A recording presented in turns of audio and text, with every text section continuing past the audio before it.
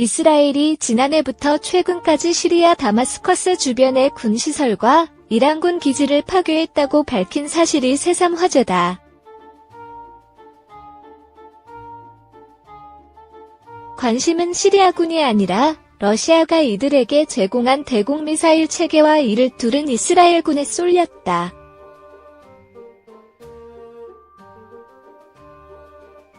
베냐민 네타냐후 이스라엘 총리는 지난 1월 13일 현지 시간 강요회의에서 이스라엘 공군이 다마스커스 국제공항에 있는 이란군 무기창고를 공격했다고 밝혔다. 네타냐후 총리는 우리 군은 시리아에서 군사요새를 구축하려는 이란군을 저지하는 데 괄목할 만한 성과를 거뒀다면서 당시까지 수백 건에 걸쳐 시리아 공습작전을 단행한 사실을 밝혔다. 이스라엘 S-200도 뚫고 S-300도 뚫고 그동안 시리아에 대한 무력 사용을 확인해주지 않던 이스라엘 정부의 행동은 눈길을 끌었다.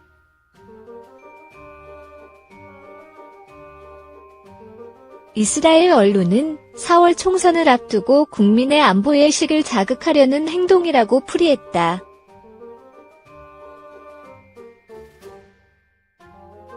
하지만 안보 전문가들은 2018년 2월부터 1년 동안 이어진 시리아 공습작전의 의미를 다른 곳에서 찾았다. 서피스에겐 당신이 필요하다.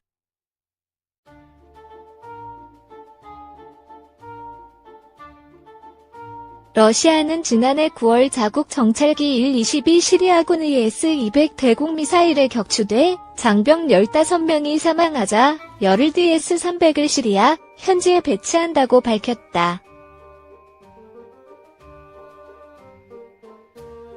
러시아는 이스라엘 전투기가 자국 정찰기 뒤에 숨어 비행하는 바람에 시리아 미사일에 맞았다고 주장했다.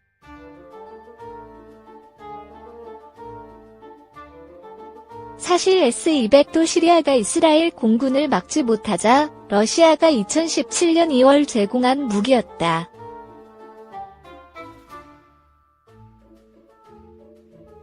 지난해는 물론 올 초까지도 다마스커스 일대 공습에 성공했다는 것은 이스라엘이 S-300으로 구축한 대공망을 뚫었다는 뜻이다.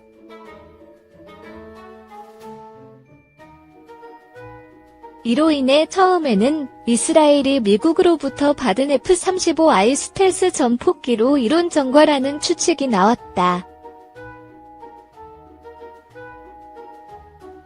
그러나 실제로는 F-35I를 사용한 공습은 많지 않았고 대부분 F-16I를 동원했다고 한다.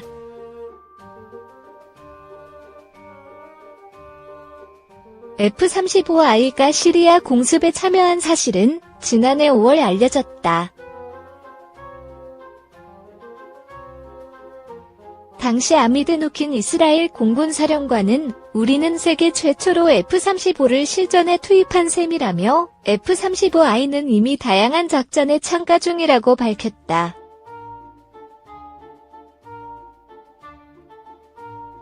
이어 우리 공군의 F-35I는 이미 2개의 전선에서 2차례의 실전을 치렀다고 밝혔다.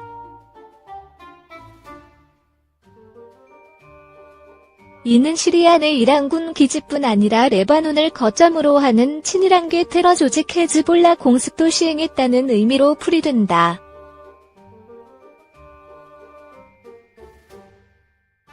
파괴된 중국의 신형 레이더망.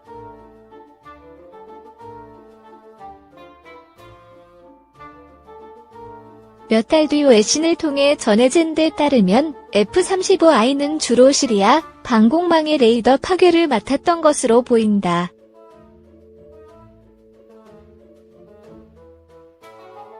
그 중에서도 중국이 F-35는 물론 F-22도 포착할 수 있다고 큰소리쳤던 신형 레이더 G-27이 이스라엘 공군의 F-35I에 박살났다. 덕분에 이스라엘 공군이 F-35에 붙인 별명 아디르 어디어 건세가 어울린다는 평가가 나왔다.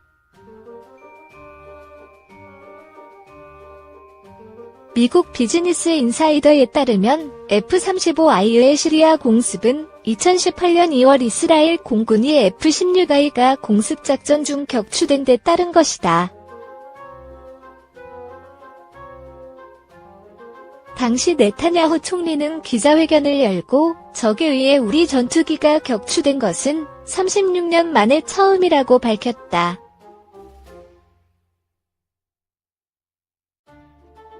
F-35I가 작전에 투입된 것은 그 이후로 추정된다.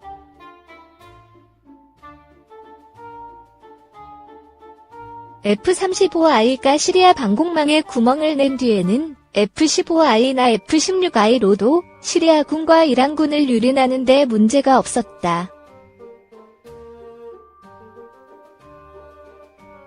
비즈니스 인사이더는 전문가들의 말을 인용해 시리아군이 이스라엘 전투기를 요격하지 못하는 이유를 두 가지로 추렸다. 첫째는 이스라엘 전투기들이 시리아 방공망을 너무 잘 안다는 점, 둘째는 시리아군이 전투기 요격을 너무도 못한다는 점이다. 영국 통합연구소의 공중전 전문가 저스틴 브롱크는 이스라엘 공군이 시리아를 공습할 때 분명 강력한 전자전을 벌였을 것이라고 추측했다.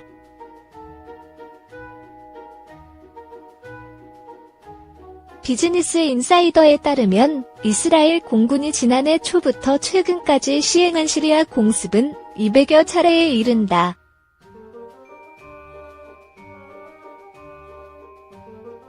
이 가운데 격추당한 이스라엘 전투기는 2018년 2월 단 한 대였다.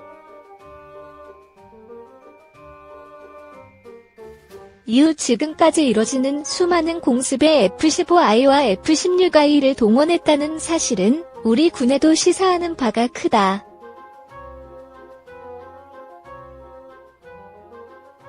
북한군과 중국군의 방공망 뚫으려면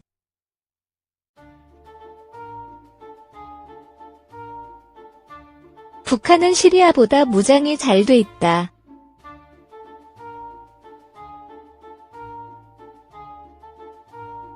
러시아판 사드라 불리는 S-400은 자금 사정과 국제사회의 제재로 보유하지 못했지만 S-300PS 대공 미사일은 보유했다. 이를 개량한 낫 북한명 번개 5지대 공미사일도 생산 중이다.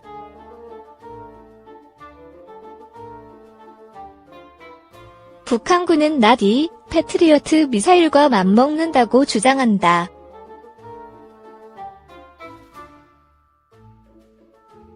그러나 이들 모두 S-300 미사일 체계를 기본으로 한다.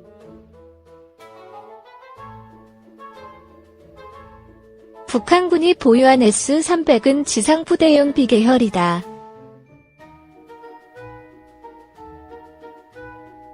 길이 7m, 폭 0.9m, 탄두 중량 100에서 130kg이며 사거리는 최대 90km 정도다. 최고 속도는 초속 1.7km 마력에 달한다.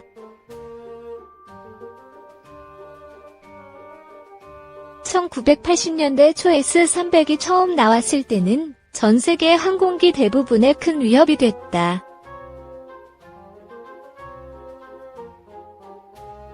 그러나 스텔스 전폭기가 실용화되고 보통 전투기에서도 강력한 전자전을 수행할 수 있게 되면서 3세대 이하의 구형 전투기에만 위협으로 남았다.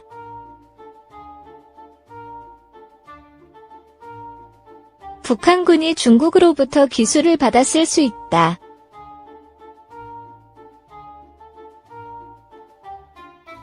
그렇다면 중국의 H-99 미사일을 봐야 한다.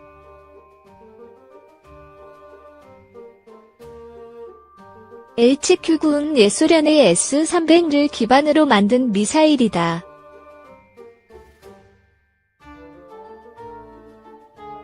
길이는 6.8m, 발사 총중량은 1.3톤으로 기존의 S-300보다 조금 작은 크기다.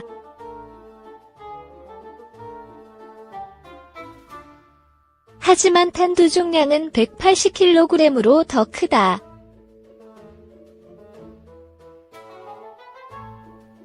사거리는 최대 120km에 이른다.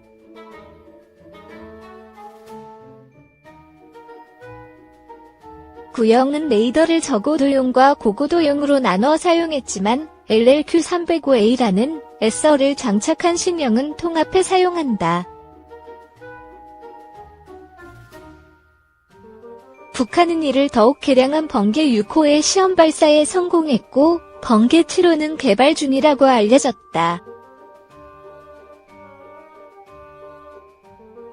이를 두고 일각에서는 북한판 패트리어트라며 우리 공군에 심각한 위협이 될 것이라고 주장한다. 그러나 시리아의 S-200과 S-300 방공망을 두른 이스라엘의 사례를 보면 북한의 대공망도 스텔스 전투기와 전자전기로 무력화할 수 있다고 볼 수 있다. 다만 아쉬운 것은 우리 군이 자체적인 전자전기 도입에는 별 관심이 없다는 점이다.